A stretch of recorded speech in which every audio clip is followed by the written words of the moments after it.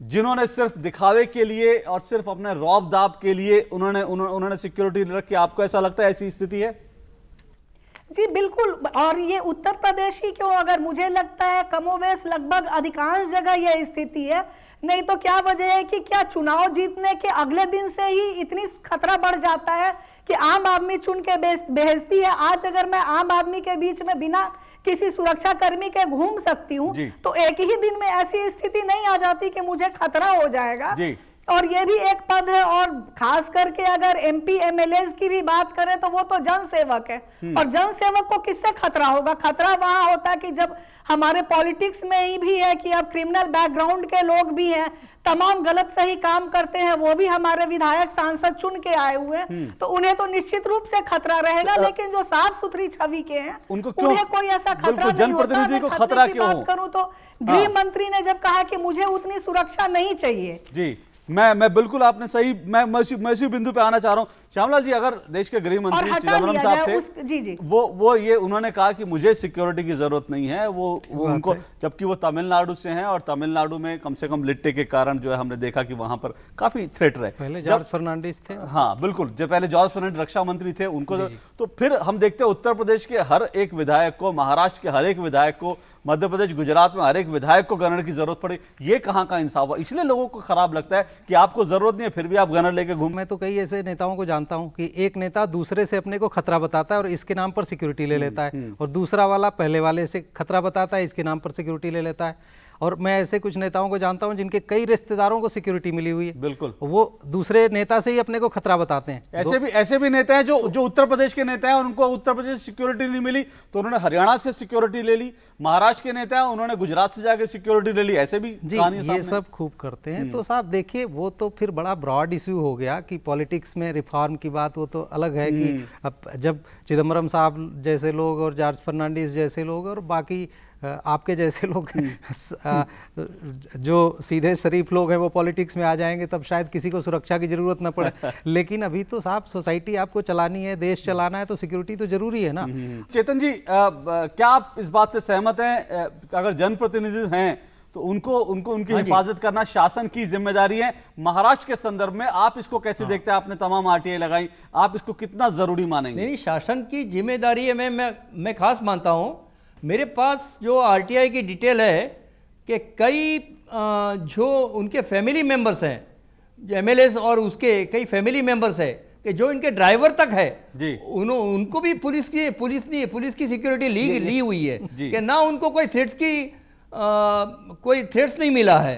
तो ये totally police security का मिसयूज कर रहे हैं। नूतन जी, जो यहाँ पर जो अब तक श्यामलाल जी ने कही, उनका एक पहलू है, मैं श्यामलाल जी ने जो उन्होंने एक पहलू है, लेकिन साथ साथ चेतन कोठारी जी कह रहे हैं कि ऐसे ऐसे लोग हैं जिनके ड्राइवर और जिनके परिवार के सदस्यों को मिली हुई है। इसमें संतुलन सवाल है कि कैसे बैठाया जाए, क्या किया जाए, आप कैसे देखेंगे इसको? जैसे मुझे लगता है कि एक तो जो सबसे जरूरी चीज है वो ये कि एक आकलन कर लिया जाए कि जैसे अभी तक यही क्लियर नहीं है कि आप किसी व्यक्ति को पद के आधार पे सुरक्षा दे रहे हैं या उसको खतरा है इस वजह से सुरक्षा दे रहे हैं। जैसे अभी जो नॉर्म्स है सुरक्षा को लेके, उस पे ये बहुत क्लियर नहीं है। जैसे अगर जो मैंने पहले भी बताया कि एमपी एमएलए चुने जाते ही आपको खतरा नहीं हो जाता है, तो एक तो उसको आकलन की जरूरत है कि अगर आपको बाई पद ही सुरक्षा देनी है तो उसके लिए भी आप एक सुरक्षा के लिए ही अलग फोर्स गठित कर दीजिए जो इसी पर्पस से हो। उसका काम ही वीआईपीज को की सुरक्षा को देना हो, जिससे उनकी सुरक्षा भी बेहतर ढंग से हो जाएगी। बहुत बहुत शुक्रिया चेतन कोठारी जी, आप हमारे साथ मुंबई स्टूडियो से जुड़े। नूतन जी, आपका भी बहुत बहुत शुक्रिया, और श्यामलाल यादव जी, आप यहां पर, आपका भी बहुत बहुत शुक्रिया। हमने आज इस बड़े मुद्दे पर चर्चा करने की कोशिश की, जो एक बड़ा मुद्दा, जो मुंबई बलात्कार कांड के बाद एक बात सामने आई थी, और आरटीआई से जब ये बात सामने आई कि मुंबई में ज्यादा से ज्यादा पुलिसकर्मी वीआईपी सुरक्षा में लगे हैं और शक्ति मिल जैसे इलाकों में कोई पुलिस वाला झांकने भी नहीं जाता, जब ये सवाल सामने आया तब हमने ये मसला उठाया। सोमवार और मंगलवार यानी 2 और 3 सितंबर को देश की राजधानी दिल्ली में आरटीआई का 8वां कन्वेंशन होने जा रहा है, जो कि हर साल, जबकि आरटीआई के 8 साल पूरे होने जा रहे हैं, इस उपलक्ष्य में सीआईसीए आयोजन कर रहा है। और हम आपको इस आयोजन में, इस कॉन्फ्रेंस में जो भी कुछ बातें होंगी, जो कुछ मसले उठेंगे, हम वो सब आपको बताएंगे। लेकिन साथ साथ इस वक्त देश में एक सवाल सामने और है, वो है सीआईसी की नियुक्तियों का सवाल, क्योंकि कई पद सीआईसी के खाली पड़े हैं और इनको जल्द ही भरा जाना है। इससे पहले जब भी सीआईसी की नियुक्तियां होती रही हैं, हर बार ये सवाल उठाया और आरटीआई एक्टिविस्टों की ओर से सवाल उठा है कि सीआईसी की नियुक्तियों में पारदर्शिता नहीं रहती। लेकिन जब इस मसले पर और इसके अलावा आरटीआई से जुड़े तमाम मसलों पर हमने डीओपीटी के सचिव, हमने सरकार साहब से बात की, तो उन्होंने क्या कुछ कहा ये हम सुन लेते हैं। आपको लगता है कि डीओपीटी, अगर खास करके आरटीआई से ये इस तरह के आंकड़े भी लोगों ने निकाले कि डीओपीटी ने कितना खर्च जो है इस कानून को लोकप्रिय बनाने के लिए किया, और ये रिपोर्ट सामने आई, मीडिया में भी आई, कि जितना बाकी चीज़ों को लोगों के बीच ले जाने के लिए, पॉपुलराइज करने के लिए किया गया, उतना आरटीआई के लिए नहीं किया गया। नहीं, एक्चुअली ये आपने एक बहुत अच्छा पॉइंट रेज किया है, ये जो अवेयरनेस बिल्डिंग। क्योंकि आप अगर पूरा सिस्टम देखें तो सिटीजन है, मीडिया है, एनजीओज है, पब्लिक अथॉरिटीज़ है, सो मेनी स्टेक होल्डर्स हैं। हमारा जो डिपार्टमेंट का जो प्रयास है, ये प्रयास हमने चालू किया है 2005 से, even before the enactment of this act. हमने स्कीम चालू किया है 2005 से 2009 तक, 2009 तक अवेयरनेस बिल्डिंग। उसके बाद हमने, हमारा स्कीम है state with along with the states in central sponsored scheme है, जो अवेयरनेस बिल्डिंग कैसे ज़्यादा कर सकते हैं। हमारे साथ जो स्टेट इंफॉर्मेशन कमीशन है उनके साथ भी हमारा जुड़े हुए है, हमारा लिंक है, कैसे through them we can also increase the awareness.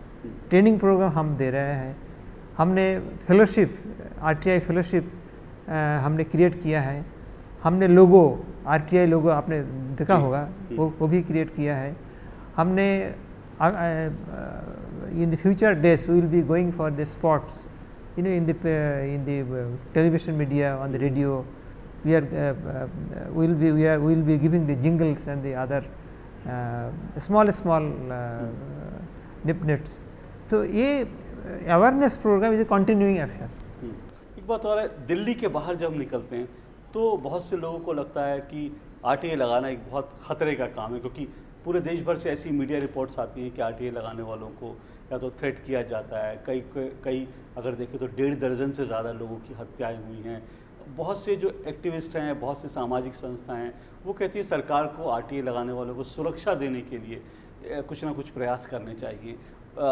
उस बारे में आप क्या सोचते हैं? क्या उस दिशा में आपको लगता है, विसल ब्लोअर एक्ट तो अभी पास होना बाकी है, आपको लगता है उस दिशा में कुछ और प्रयास करने की ज़रूरत है?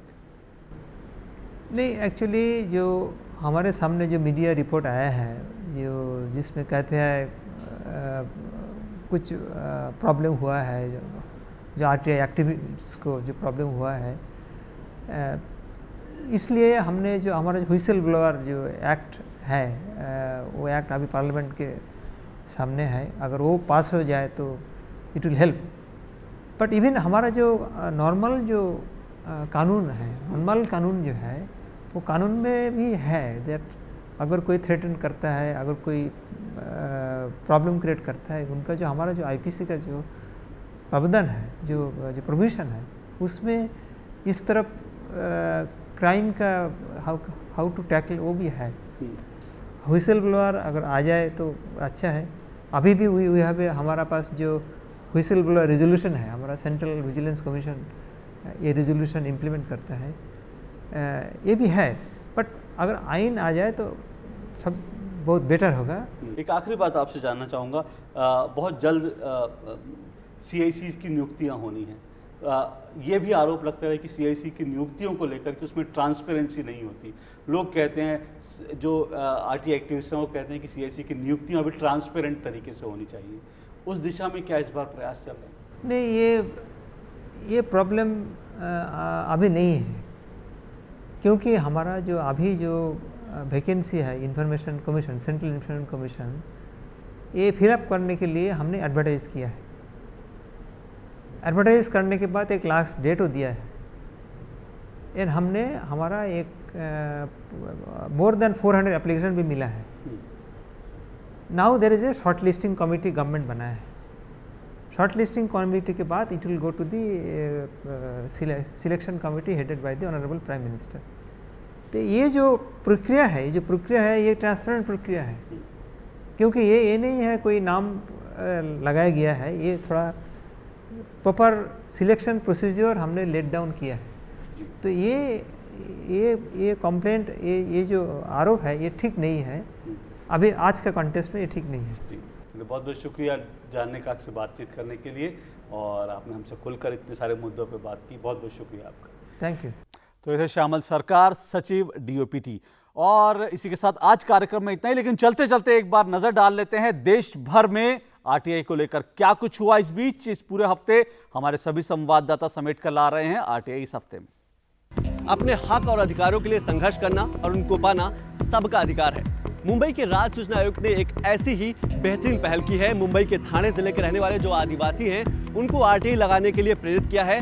उन आदिवासियों ने, कि जो 1200 आदिवासी हैं, उन्होंने 6000 से ज़्यादा RTI अलग अलग विभागों में लगाई है। लेकिन उनके जो सबसे ज़्यादा सवाल हैं वो ज़मीन को लेकर हैं, उनके जंगल को लेकर हैं। अक्सर ये सुनाई पड़ता है कि जो आदिवासियों की जो ज़मीन है, जो जंगल है, उस पर अतिक्रमण कर लिया जाता है। इसको देखते हुए राज्य सूचना आयुक्त ने RTI लगवाने की जो प्रक्रिया प्रारंभ की वो बहुत ही बेहतरीन है। कैदियों को नहीं मिल सकता RTI का फायदा, हिमाचल राज्य सूचना आयुक्त ने दिया है फैसला। वहां के एक विचाराधीन कैदी ने जेल में लगे हुए कैमरे पर होने वाले पैसे का ब्यौरा मांगा था। आयुक्त के मुताबिक जो कैदी सजा याफ्ता कैदी होते हैं, जो उनके अधिकार होते हैं उस दौरान सस्पेंड होते हैं, वो अपने अधिकारों के तहत, अपने जो मूलभूत अधिकार हैं उनके तहत RTI लगाकर कानूनन सवाल पूछ सकते हैं। मध्य प्रदेश की राजधानी भोपाल में कुछ पत्रकारों ने जो वहाँ के सरकारी मकान हैं, जो सरकारी बंगले हैं, उस पर सालों से कब्जा जमाए हुए हैं। जी हाँ, RTI से जब खुलासा हुआ तो वहाँ पर यह भी पाया गया कि CAG ने ऑलरेडी इसको ऑडिट किया था और लगभग 18 करोड़ रुपए इन पत्रकारों से वसूलने के लिए कहा था। एक पत्रकार पर तो लगभग 1 करोड़ 25 लाख रुपए जुर्माना वसूली करने के लिए कहा गया है। उत्तर प्रदेश के एक सामाजिक कार्यकर्ता ने जब लखनऊ के SSP विभाग में RTI डालकर ये जानना चाहा कि सन 2009 से 2013 के बीच में कितने लखनऊ में जो पुलिस वाले हैं उनको सस्पेंड किया गया, तो जो जानकारी निकल कर आई वो ये थी कि पिछले 4 सालों में 516 से ज़्यादा पुलिस वालों को सस्पेंड किया गया, यानी कि हर तीसरे दिन एक पुलिस वाला सस्पेंड किया जाता है। लेकिन इससे भी चौंकाने और हास्यास्पद वाली बात यह है कि जो पुलिस वाले सस्पेंड किए गए उसमें से कुछ, यानी कि 39 पुलिस वालों पर गंभीर आरोप लगे, उन्हें भी दोबारा काम पर बुला लिया गया। RTI से हुआ खुलासा, गोदामों में सड़ गए अनाज।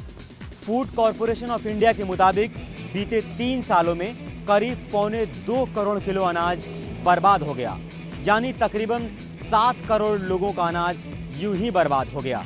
जो ये अनाज बर्बाद हुआ है उसमें गुजरात में सबसे ज़्यादा और महाराष्ट्र में, उत्तराखंड में और पंजाब राज्य शामिल हैं।